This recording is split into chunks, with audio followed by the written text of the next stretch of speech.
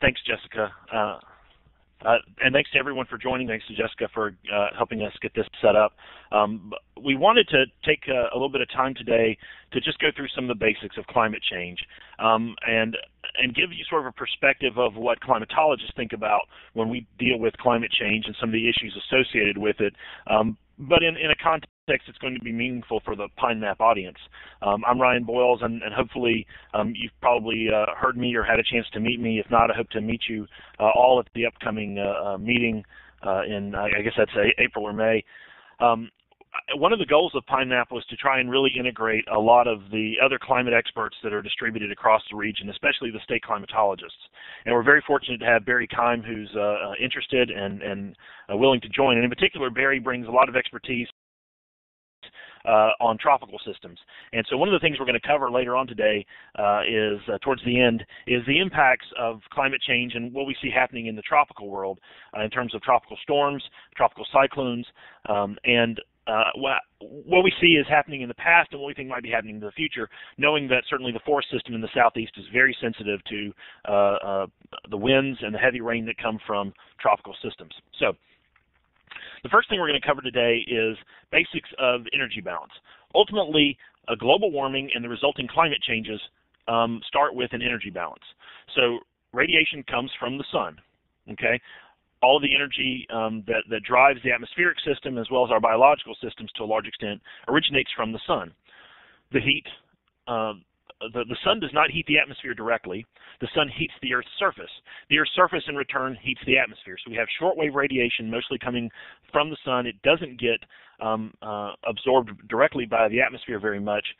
But when it hits the ground, the solid surface, it converts to long-wave heat energy that we feel, that sensible heat. And then also that sensible heat is what it generally heats up the lower atmosphere. And that's why the lower atmosphere is warmer than the upper atmosphere to a large extent. Some of that heat then also escapes back out into space. Some of that heat is trapped. Greenhouse gases are a primary source for that trapped heat. It's called a greenhouse gas. Some of my colleagues, and one of my more prominent ones, Dr. Nielsen Gammon, who's also going to be involved with this project, has suggested we shouldn't call them greenhouse gases. We should call them something else because it can mislead what's going on. But the effect is similar to what you would see in a greenhouse or a car sitting in the sun. The light comes in, it heats up, but not all of that heat can escape. It gets trapped in. And these greenhouse gases are important. They keep the surface of our Earth warmer than it otherwise would be by 60 degrees Fahrenheit. Now, as much as me and others will complain about the dreaded heat in the summertime in the South, I'm glad that it's not 60 degrees cooler year-round, because that would lead for a much cooler environment. And here is the breakdown of where we see the energy coming in. The 100% unit is up here. This is a schematic. What I really want to highlight is where the energy goes.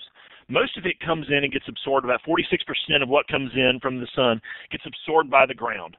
Some of it is absorbed directly by the atmosphere, water vapor, dust, clouds.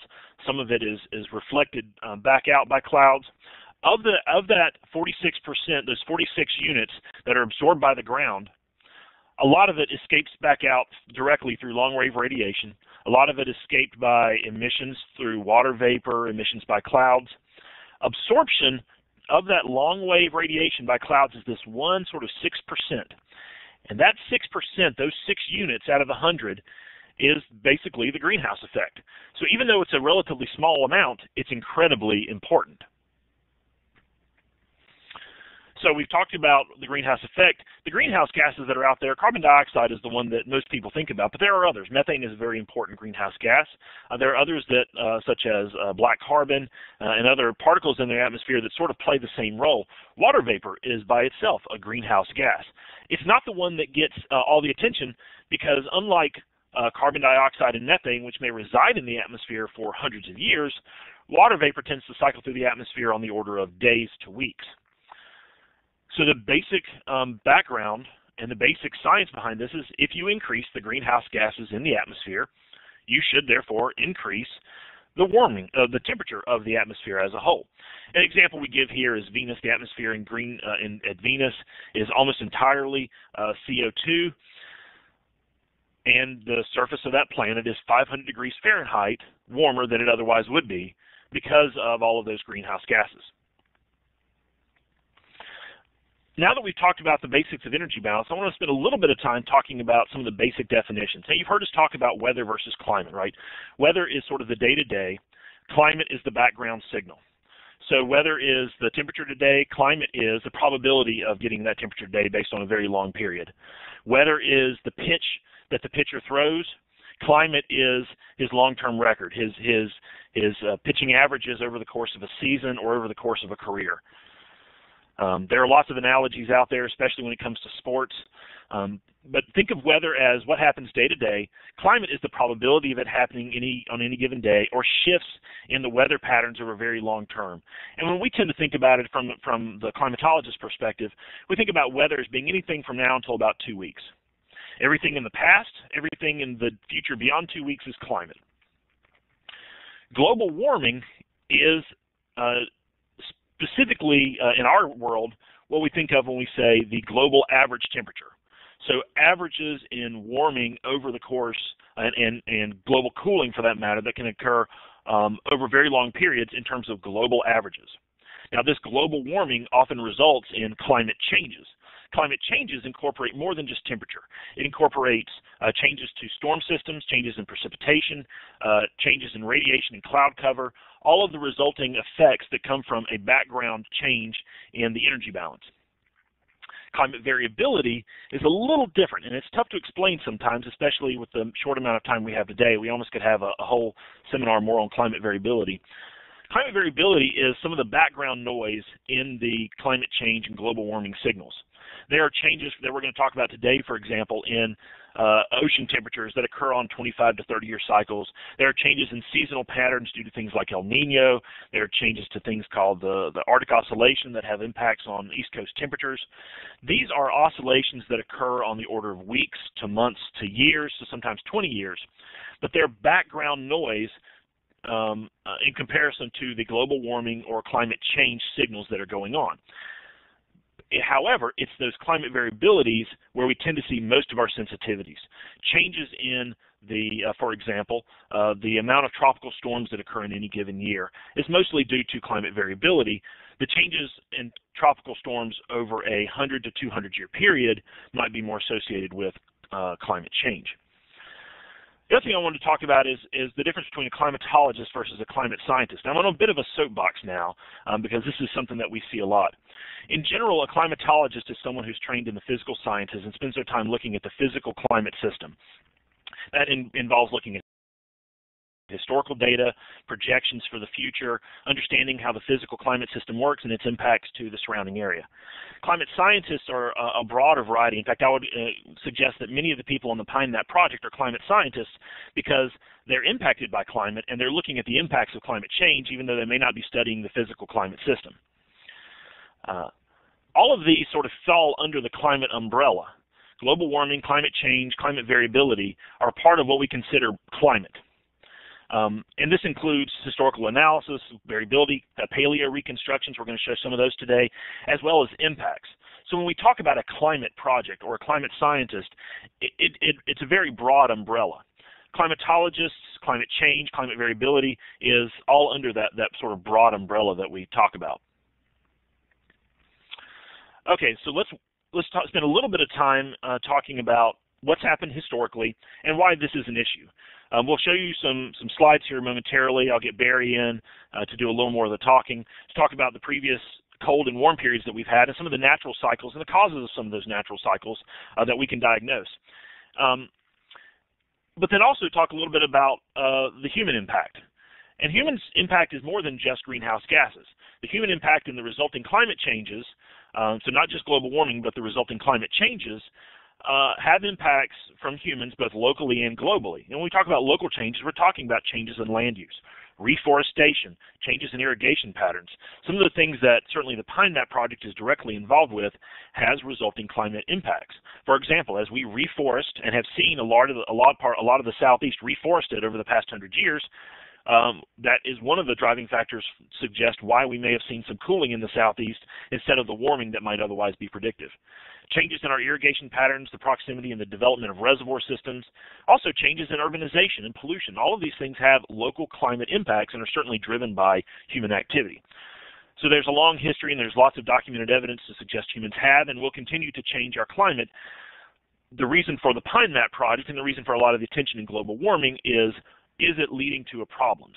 There's some suggestions and very strong evidence that we're going to see some problems, and how do we adapt to those and how do we mitigate those for the forest system in particular is one of the primary goals of the PINEMAP project.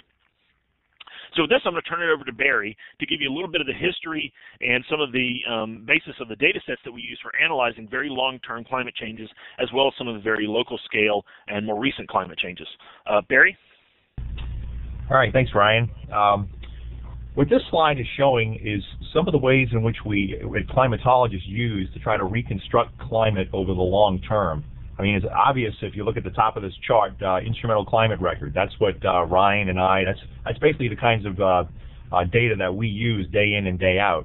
But there's a whole other field called paleoclimatology, where they use what they call proxy records to reconstruct climate. And I don't want to get too bogged down on all these things, but I'll just kind of run through real quickly. Starting at the bottom, going at the longest time scales, we have fossils and sedimentary rocks, and historical creatures and how they developed and formed, and where they lived can tell us a lot about what the climate was, far back in history.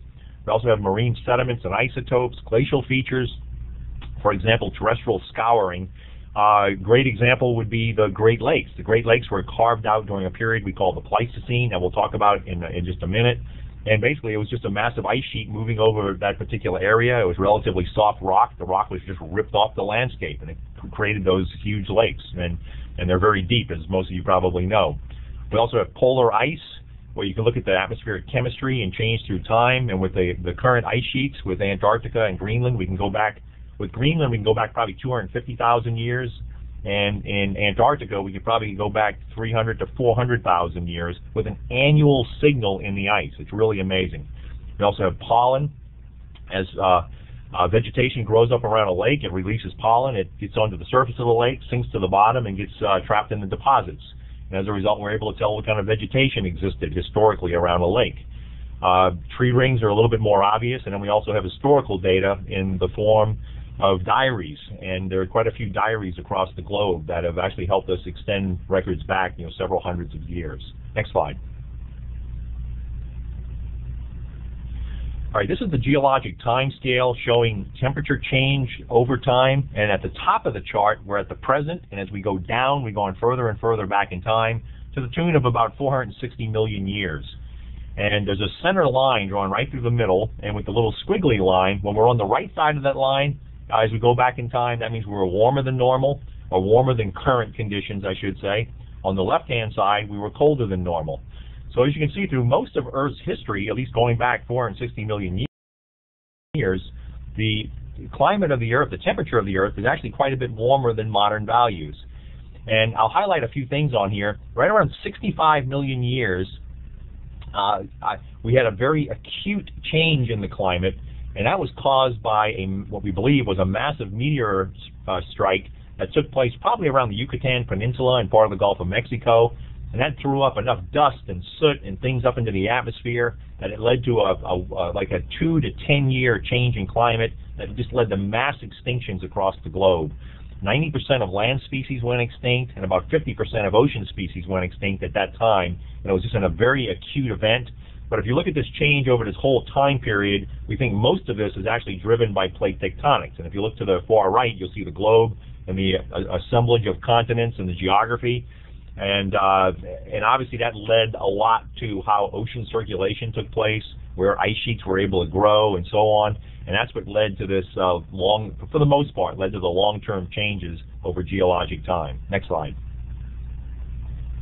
Just to kind of focus in on some of these periods, looking at this in finer and finer detail, let's start at the bottom, looking at the longest time period. That bottom time series shows temperature change with the most recent now on the right, and we're going back in time to the left, and we're going back 180 million years in this case. And in this particular situation, I want you to notice the global temperatures were averaging about 8 to 10 degrees centigrade warmer than modern temperatures. And this was the time, during the Cretaceous, dinosaurs were roaming the earth. and most of these went extinct right at that dashed line. That would be the KT boundary, the Cretaceous-Tertiary boundary, where we believe that meteorite impact took place. Then as we kind of basically get closer and closer to the modern, notice the temperatures basically go into a cooling trend. And what I want to do now is just take that little slice on the far right-hand side, and then we blow it up. And instead of looking at 180 million years, now we're looking at the last 600,000 or 800,000 years during the Pleistocene. And during this time period, we oscillated between glacials and interglacials. I'll talk a little bit about what drove that.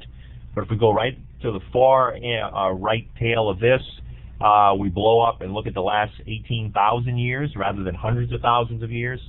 And this takes us back to the maximum of the last glaciation, what we call the Wisconsin glaciation. And temperatures bottomed out probably around 18,000 years ago. And then we went into this gradual warming trend. And there was this one period, I want you to notice, at around 11,000 years ago, as we were kind of rising, as temperatures were rising, then we kind of dropped back into a dip with cooler temperatures for a couple of thousand years. And what we believe caused this, thank you, was a massive ice dam break that took place in southeastern Canada. Well, basically, with the warming temperatures, the ice sheet was receding. We accumulated all this water. We had a huge freshwater lake that piled up in southeastern Canada, and then an ice dam suddenly broke. All this water poured into the Atlantic Ocean, and it disrupted what we call the thermohaline circulation of the ocean, which just disrupted the entire energy balance of the globe. And they believe that led to that massive dip that lasted for a couple of thousand years as we were kind of climbing out of those cold temperatures. And then we go into what's called the Atlantic or medieval warm period. And when we get to the end of this chart, let's just blow that up. And as you can see, we have the medieval warm period on the left hand. This is the top chart now. I'll get my little arrow here, if I can get this working. And not having any success. There we go. Yeah, so looking at the medieval warm period, and this was a time period when the global temperatures, we believe, were a little bit warmer than they currently are. The Norsemen settled the southern part of Greenland, or were actually doing agriculture at this time. And then we plunged into what we call the Little Ice Age, which begins around 1300 or 1350, extends up to about the year 1850. And during that time, that's when all those Norsemen who moved to Greenland basically got frozen off the continent, if you will, and their agriculture went kaput, and the whole settlement basically failed. Next slide. All right, stepping back, just give a couple of explanations. Now, for that Pleistocene period, we believe that this started about anywhere from 1.5 to 2 million years ago, and we believe the best explanation for what drove it is put forth by a Yugoslavian by the name of Milankovitch, and he has this hypothesis based on Earth-Sun relationships. And this is the best explanation for these glacials and interglacial periods that we've repeatedly experienced over the last couple of million years. What he postulates is that Earth goes through a series of 3 cycles. The first cycle is what we call the eccentricity cycle, and what that is talking about is the path that Earth takes around the Sun. And that's an oblong-shaped path, kind of an egg-shaped, if you will. And we call that the eccentricity of the orbit. And an eccentricity changes over geologic time to the tune of about a 100,000-year cycle, getting a little bit more oblong and a little more circular over that time span. Then the second cycle is what we call the obliquity cycle. What this is the tilt that Earth's axis has relative to what we call the plane of the ecliptic, the plane that the Earth coexists on with the Sun. That axis tilt ranges from about 22 degrees to about 24 degrees. It's currently at 23.5. And we believe that runs through about a 41,000-year cycle. And then the third cycle is what we call precession of the equinoxes. And what this is, it's a wobbling that Earth does. And if you think of a top, if you spin a top, and just before it's ready to crash, it kind of goes through this wobbling phase. And that wobble, or a similar type of wobble, we believe the Earth does on a 19 to 23,000 year cycle, which in essence changes the position of the solstices and the equinoxes relative to the various points in the orbit when we're further away and closer to the Sun on that orbit. And you put these 3 cycles together, and that ultimately leads up to what we call the Pleistocene. Next slide. All right, so just some basics. They kind of pinpointed the Pleistocene beginning at about 1.65 million years ago. We go through these glacial and interglacial cycles. A cycle goes about 100,000 years, and we're 90,000 years in a glacial, and then 10,000 years in an interglacial. So we're colder for a much more protracted period of time. And the difference between a glacial and an interglacial corresponds to about 5 degrees centigrade for the Earth's average global temperature. Now, a few other highlights. About 125,000 years ago, we were in the previous interglacial period, interrupted by the Wisconsin Glacial. And at that time, in this previous Sangamon interglacial, sea level was about 1 meter higher than it currently is. And at the maximum of the last glacial in the Wisconsin, again, peaked about 18,000 years ago. And then this current interglacial that we're in right now, we call that the Holocene, and that began about 10,000 years ago. Now, note that interglacials typically last about 10,000 years, so we're kind of at the tail end, if you will, of this interglacial. And in theory, plus or minus several hundreds of years, we should be moving into another glacial period. So there was some very cold winters back in the 70s, and a lot of very famous climatologists were thinking that was a sign we were moving into the next glacial. Next slide. Just to show you what this looks like, what the ice sheet probably looked like, this would be an example of a glaciation with the ice sheet basically encasing almost all of Canada and parts of northeastern United States. And at this time, when this happens, you got to realize that water is evaporating off the ocean, getting wound up in the weather systems. It's snowing over northern North America, and that snow would later get converted into glacial ice and stored there.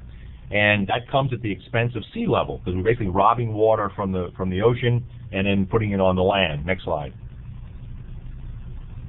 And what we see here is what a Gulf of Mexico coastline probably looked like 18,000 years ago at the max of that glaciation. Sea level was about 400 feet lower, and that basically takes us all the way out to the edge of the continental shelf. So the Gulf of Mexico was probably significantly smaller at that particular time. Next. I'll turn this over to Ryan. So what you see now is the connection between hopefully changes in things like orbital paths, the tilt of the Earth, and its relationship to climate. What we want to show here is the relationship between carbon dioxide. In this case, what we're looking at is estimates of carbon dioxide going back from ice cores over 400,000 years, and how that's related to temperature changes. So what you see in red is estimates of surface temperature from Antarctica. In blue, what you see is the ice core estimates of carbon dioxide that are actually directly sampled out of ice cores. And then what you see in the green at the very end is the human contributions to carbon dioxide. Going back over the past 400,000 years, carbon dioxide in the atmosphere explains a lot of the variations in surface temperatures. The nice thing about carbon dioxide is it's fairly well mixed throughout the atmosphere. The carbon dioxide levels on the average over a year over North Carolina are the same as they are in Louisiana, as the same as they are out over the Pacific, all things being relative. And then what we're doing is for Barry, if you want to jump in on this, feel free, Barry.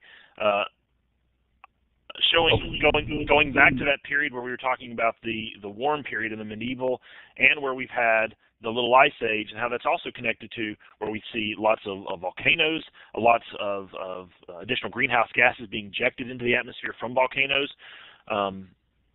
Lots of sulfates being ejected from volcanoes, versus the Little Ice Age when we had lots of volcanoes and we had lots of sulfates, lots of other scattering particles being ejected into the atmosphere, and how they relate. Barry, did you want to comment on the Younger Dryas? Yeah, well, that's just highlighting that period with the ice dam break. We could probably go ahead and move on from there.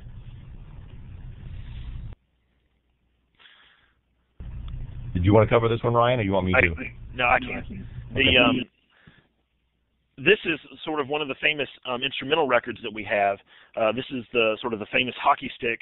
Again, looking at variations in surface temperature and how they've dramatically increased over the past really 150 years.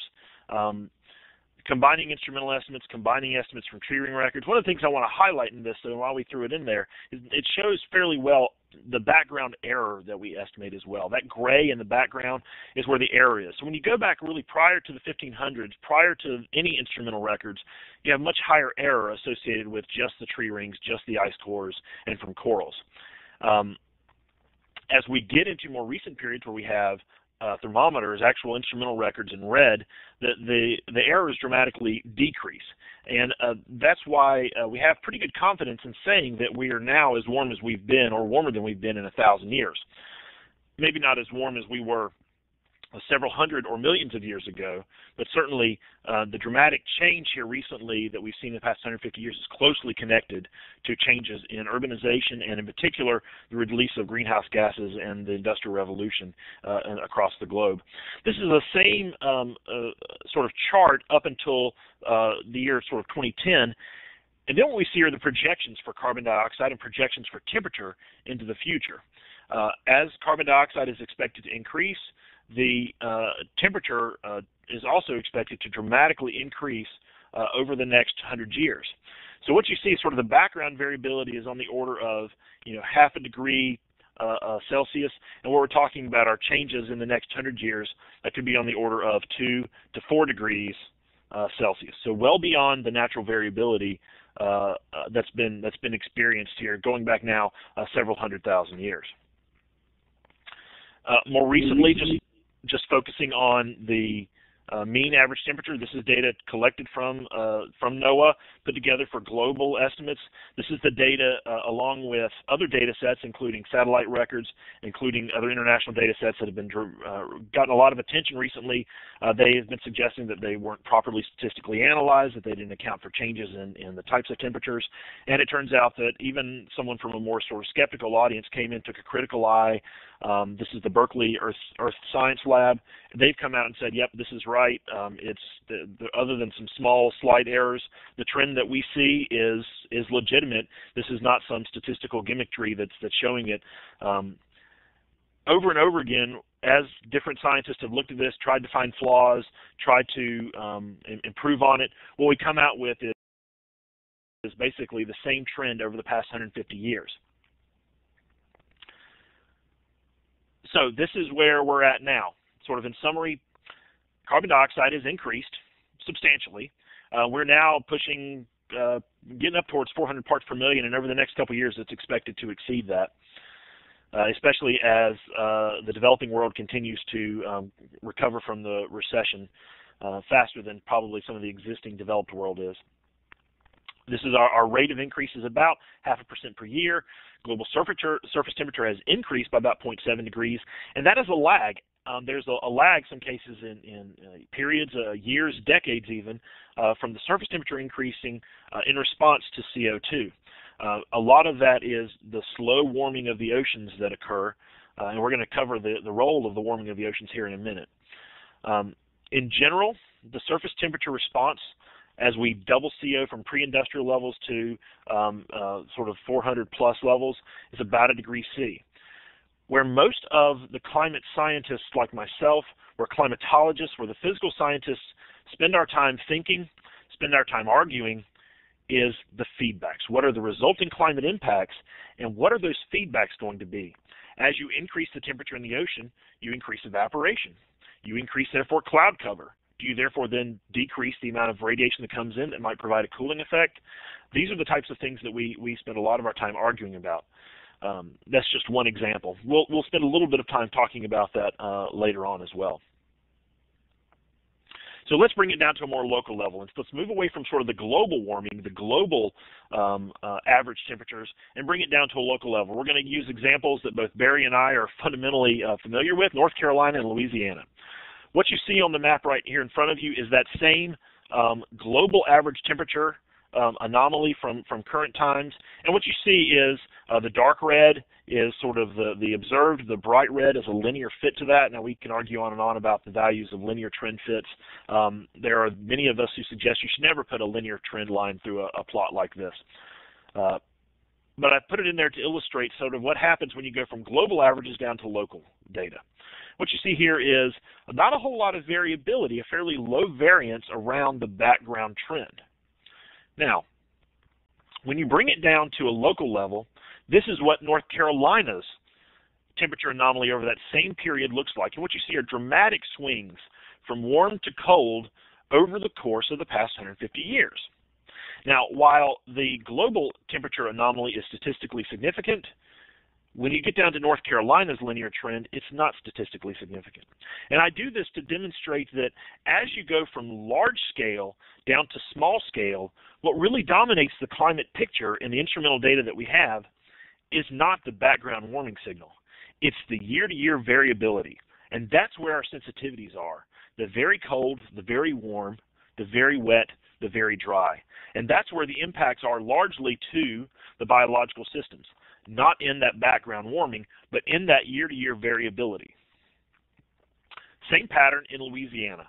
A lot of variability, not a very pronounced warming, but you do start to see some patterns. For example, a warming period that occurred up through the 1950s, cooler in the 60s and 70s, warming since the 1970s. It also happens that a lot of the best data sets that we have are since the mid-1970s when we put satellites up. And so the warming that we see in satellite trends really doesn't necessarily represent the full long-term record that we have from instrumentation. Let's talk about precipitation. Again, at the local level, a lot of variability. A slight increase here in North Carolina, but tremendous variability from year to year. And again, I put this up there to emphasize this is where our sensitivity is. The very dry years are when we have problems in our forest systems and really the risks of drought, as well as ancillary risks from pests. The wet years are when we tend to have more growth, but then also more issues with any type of fungal diseases. Same pattern in Louisiana, although a stronger, more pronounced increase in precipitation over the 115-year period. But one of the things that we can do with tree rings is to get a pretty localized estimate of what the precipitation patterns have been over a very long-term history. So this is rainfall in the spring estimated from tree rings. I include this in here for two reasons. One, hopefully everyone in the PINEMAP audience understands the basics of tree growth and tree rings, but also because of the value of showing what we've experienced just in the past 150 years. I put this red line in here to document the worst drought in the past 150 years of instrumental record. And it is not as severe as droughts that we have going back in the early 1700s, the mid-1500s, and further so. So we have experienced from tree ring records droughts that are far severe than what we've observed in recent time. And that's where a lot of our true vulnerabilities are some of these mega droughts, these very severe droughts that can cause widespread loss. I would argue that what we want to try to do is not just make ourselves most resilient to the droughts that we've had in the past 30 years, but try and see if we can make ourselves resilient, make the forest system resilient to some of the droughts that we've seen over the past 1,000 years. We do have evidence that it's been worse than anything that we've had in recent history. Let's talk a little bit about projections, and I'll turn this back over to Barry. All right, this is some work we did for the Department of Transportation a few years ago, where we did some general circulation model downscaling. And these GCMs, general circulation models, are these big, massive models loaded with equations that are basically trying to simulate the atmosphere. And there are a whole number of these GCMs out there, different groups. NASA has one, several universities have one, and several governments for other countries have put together GCMs. And what this is showing here, this is a projected winter temperature change for the Gulf Coast. This is a region that we carved out for this particular project, the north central Gulf Coast, kind of centered on Louisiana. And what this is showing on the bottom is the amount of temperature change out to the year 2050 for the emission scenario A1B. And we don't have time to go into all the gory details of what A1B actually means, but there's a whole host of these emission scenarios, depending on whether we continue to use fossil fuels or not, whether there's economic and political instability, and there's all sorts of things that go into these various scenarios. But this is kind of a mid-range, or maybe even a little bit sort of worse than mid-range type of a scenario. And what this is showing for winter in our region, if you look at the bottom, on the x-axis is the number of degrees in degrees centigrade, and in each of these little circles represents the output from one of the models. And we have 18 different general circulation models where we have these things all aligned here. One model is showing, all the models are showing increases in temperature. One shows it as modest as about a half a degree. while another model in the extreme is showing almost 3 degrees centigrade increase out to the year 2050, while the others obviously all fall in between. And then we put together what we call a probability density function over the data to try to find where the agreement and where the midpoint, if you will, would fall between these data. So in this case, it would be about a degree and a quarter for this area is where we have the most comfort, if you will. Next slide. Okay, and this is showing similar types of output, but this is for summer rainfall for the same region. And now instead of looking at changes in absolute numbers, we're looking at this as a percent of the current average. So we take the modern rainfall values and see how it might deviate into the future. And notice that a few of the models are showing very modest increases. The vast majority of the models are showing decreases in rainfall across this area. One going out as far as almost suggesting a 40% decrease in summer rainfall across the Gulf South, which would be just amazing. But there's a lot of uncertainty, obviously, in this output, and it's really here, I would argue, where the biggest impacts are going to be inflicted upon society.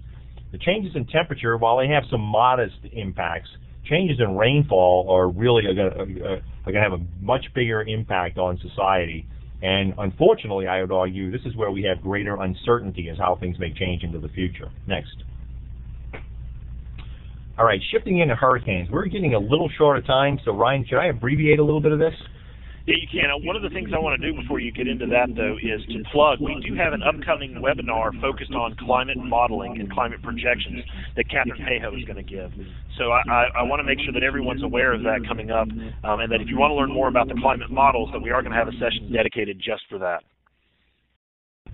Okay, I'll tell you what, since I want to save some time for questions, and I know time is short, let me just cover the next two graphics, and I think that'll probably cover most of what I really want to get in here. This chart here is showing what I call my time-space continuum of hurricanes. And what this has, as we go from left to right in this case, we're looking at geography. Geography is on the x-axis, if you will, starting with South Padre Island, Texas, and working our way along the Gulf Coast. We eventually reach Key West, Florida. So all this area would be Gulf Coast. Then we start working our way up the East Coast, up into northern Florida, into the mid-Atlantic states, and eventually on up into New England. Then we have time going down from starting in 1901 all the way through 2010. I don't have 11 on this chart quite yet, but we'll update this pretty soon. And one of these little green dots represents a tropical storm strike at a given location. A yellow dash represents a Category 1 or 2 hurricane, and then a red dash represents a Cat 3, 4, or 5 hurricane. What I really want to highlight is the geography and the temporal variability here, in that we had this very active period right up in this neck of the woods where starting in the late 1920s, which would be about here, extending on down through the 1950s, and this area was incredibly active with hurricane strikes in that particular region, mostly concentrated in Florida.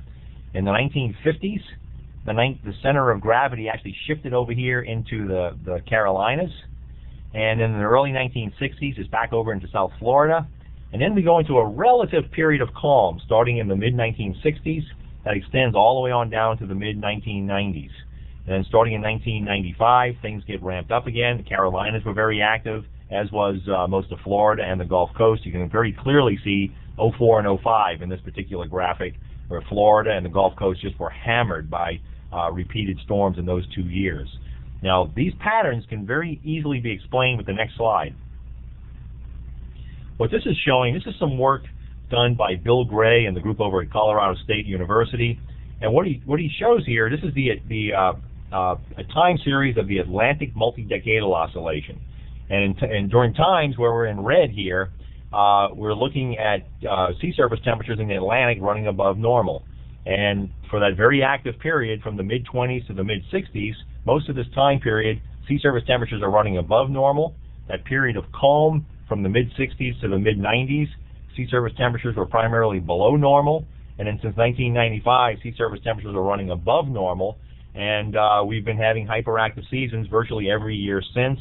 Now, the big question is, how long is this going to last? Well, if you look back in the historic record, our last obviously our last period where we had major warming of those sea surface temperatures, that persisted for about 40 years.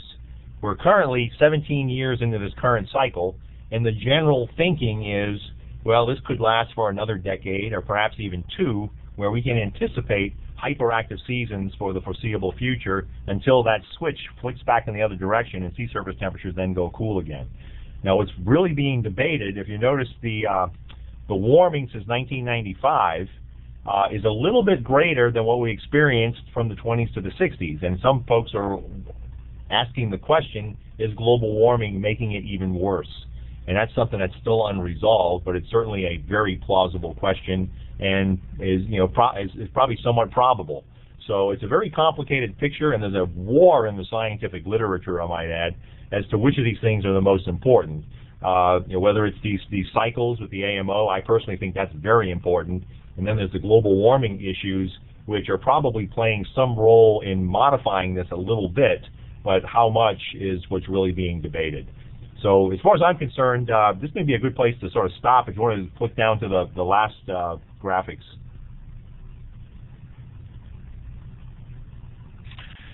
Okay, so this is sort of leading into our question time, and I wanted to just between Barry and I, hopefully you've gotten a sense of where some of the active research areas are. A lot of the physical climatologists are spending a lot of their time thinking about how do they improve the models, how do they get better dynamics. Unfortunately, one of the limiting factors still for our climate models is computing power. We use some of the most powerful computers in the world to do these simulations, and they still are not able to do things like resolve hurricanes or thunderstorms. It's going to be by just sort of Moore's law of how fast the processors are going to continue to improve and our ability to do the calculations. It's going to be about another 15 years before we can get model simulations down to the point where they can actually start to resolve things like hurricanes fairly well in the global climate models. So there are a lot of research going into trying to parameterize, just like we do in the growth models. How do you statistically parameterize and improve the ability to forecast these things in the distant future? There's also quite a bit of work going into these climate downscaling efforts. How do you take the large-scale signal and translate it into local guidance at the sort of the county and sub-county level where you really do need actionable science? And what are the complexities associated with doing that? Barry also hitting on some of the things that the climatologists are arguing about right now in terms of the hurricane world. We spent a lot of our time arguing about what are the potential impacts that are going to be out there.